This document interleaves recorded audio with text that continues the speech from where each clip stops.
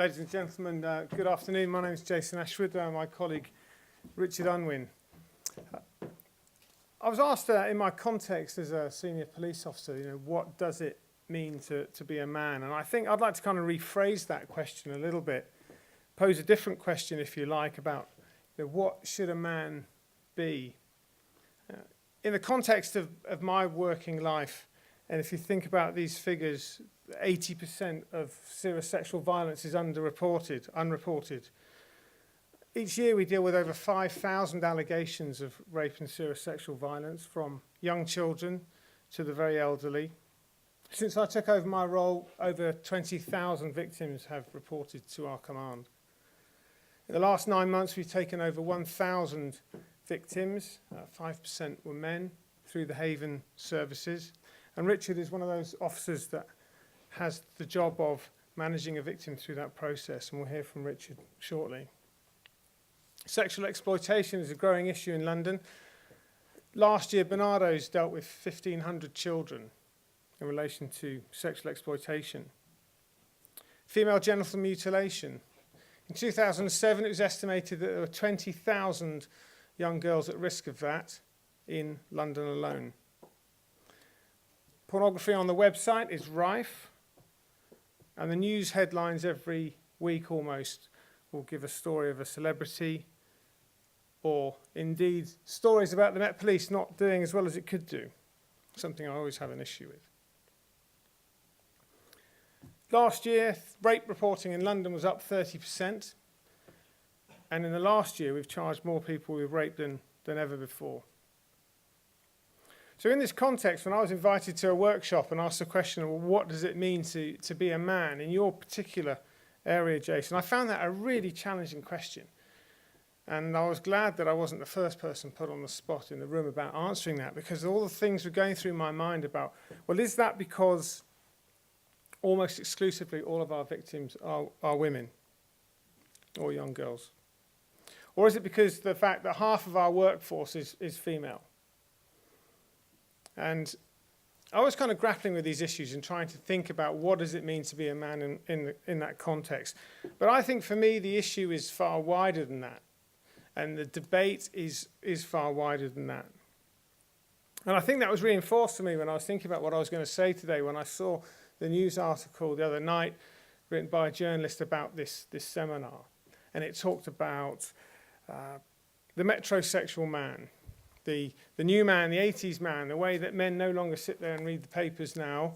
They actually do the washing up, they get up in the night and they feed the child, and how men have changed. But I think the article for me didn't really answer the sort of questions about what are the responsibilities of men in the context of my and Richard's work and the other 1,000 or so officers that we work with. What are the responsibilities of men? Not just about what is it meant to be a man, but what are those responsibilities? Because if you just think about some of those figures I've given you, and this is a question I pose to myself every single day of the week, really. Just think for a moment how different that context would be if the attitudes and the behaviours and the beliefs of some men, quite a few men really, were different. What would those figures look like? Because for every one of those figures, those just cold figures, there's a human at the end of that. Richard will give you perhaps an example or two. There's a real individual at the end of that. And that is an awful lot of hurt, pain, and trauma that people suffer. And I think the debate really should be a little bit more around what does it mean to be a man in terms of those responsibilities towards other people in society. I was quoted in the papers like this, I think about a week ago, and I was sent this article, and the headline for it really reinforces this for me, because it says, "More convictions needed in fight to stop female genital mutilation." Now that's an absolute, that I completely agree with that. That's something we are grappling with all the time. But it also gives a sense that really some of these issues are something that we have to police our way out of. It's somehow the police's responsibility to charge people out of this problem. Now, charging people, detecting crime is clearly a responsibility. It brings justice. It brings some form of closure for many. But I think what it doesn't do is solve the issue. I think for me, the issue to pose is the attitudes and beliefs of people and how we change those. That is what is going to stop or prevent or reduce a lot of these issues. In essence, I guess, it's a change in men's attitudes. Be you a publisher of Heat magazine, Nuts magazine, whoever you are in the workplace, in different organisations, in your own private life, as a husband, as a partner, as a father, whoever. It's the attitudes of men, really, that bring us to this place. So how do we have that debate? Well, I don't think that's necessarily one to have now, but I think that's perhaps one for another day. Thank you very much.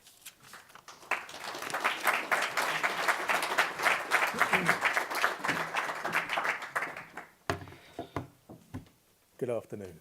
So I'm Richard, I'm a police constable, and Jason's my boss. He's the boss of my boss of my boss of my boss. I think he's above me in the command of things.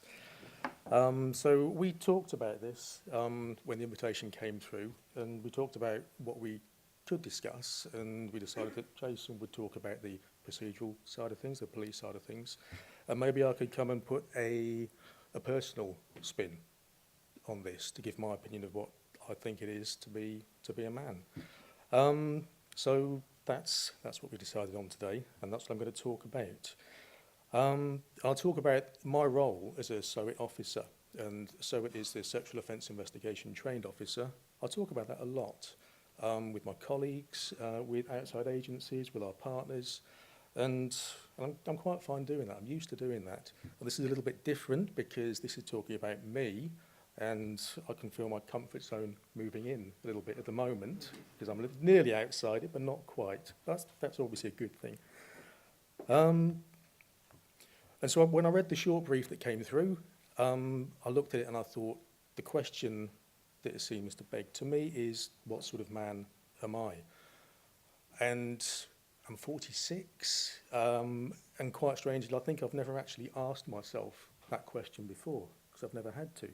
Because I'm quite comfortable with who I am, I know what I am, and I don't have any issues that I'm aware of. I just tend to get on with things. So I spoke to a friend of mine about this just to get her opinion, unbiased opinion, and the words she came up with were, well, you know, it was a list of labels, and it started off with middle-aged. You're a middle-aged man, which I wasn't overly impressed with.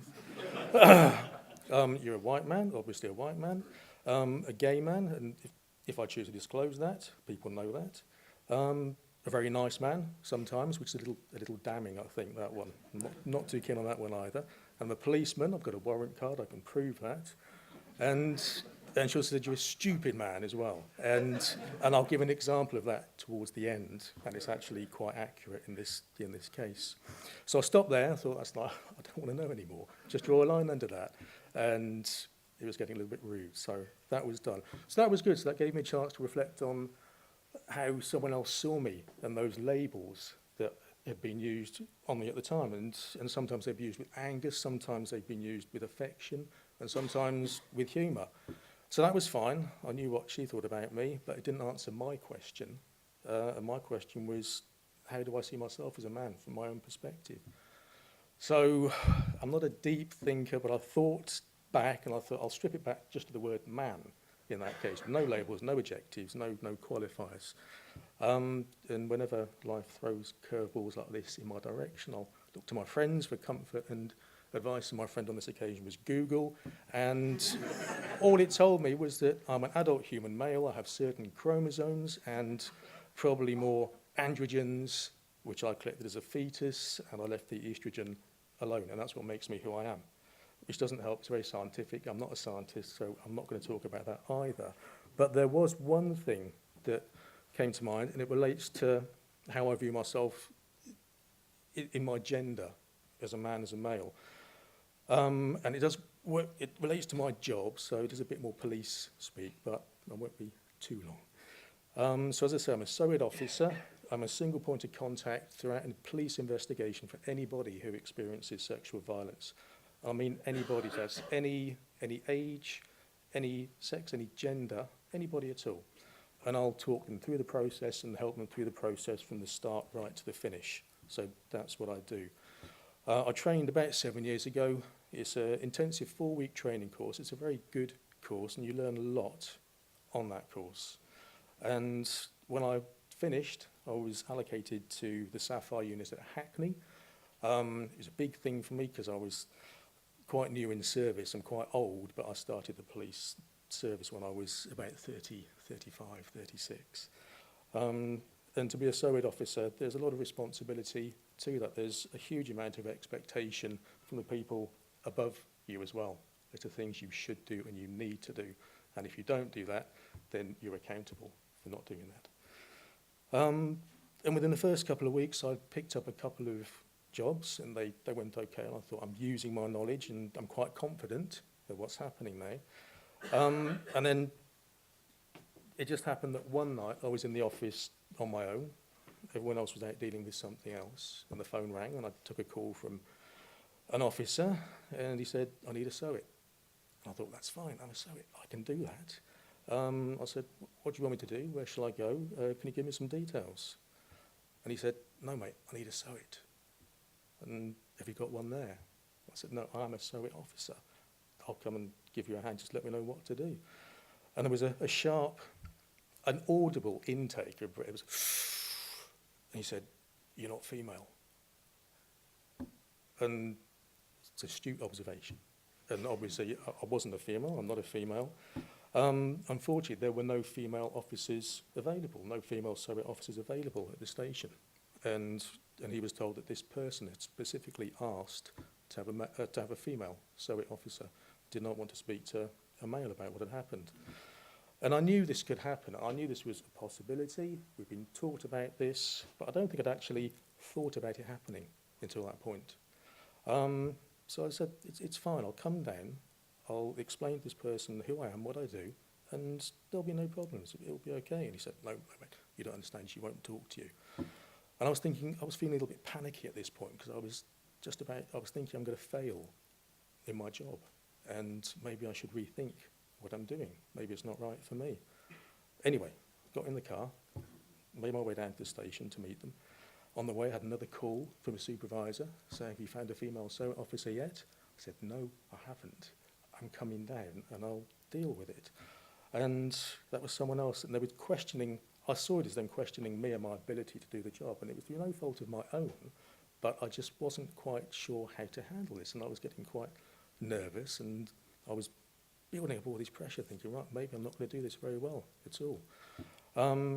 So I got down to the station, met the officer who was with this person, and she said, you're not a female, you're a male officer. I thought, right, that's it. And at that point I thought, I just want to go back on team, into uniform. This is something I hadn't thought about, hadn't considered. I've had all the training, I know I can do this, but it's just not going to happen, not going to work. But I did, and I knocked on the door. I walked in, introduced myself, said, hello, I'm Richard, I'm a SOED officer, I've had special training to help people in your situation, showed my warrant card, said I'm in plain clothes. And I was just aware that how I was, there was a big elephant in the room that I brought in with me that I was aware of, and I don't think this person was at all. And I didn't know what to say after that point. And I thought, I know what I should say.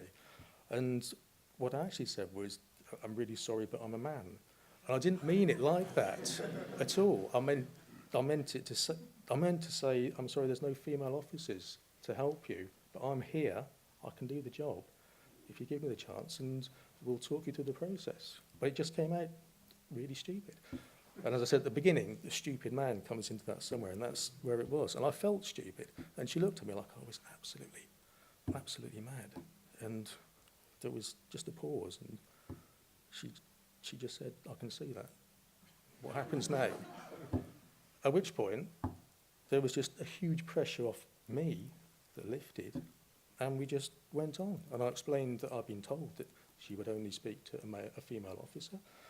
And it transpired that the person who spoke to the police had told the operator that. And this person hadn't said that at all. But no one had checked. And all this, because of that, just a few questions weren't asked at the beginning. So, I mean, I learned a lesson from that. And I've been doing the job now for 6, 7 years. And it's surfaced a couple of times since then. But it's never become an issue or a problem. And I think really what I'm trying to say is that was the example of how I had to think about myself in my role, in my gender.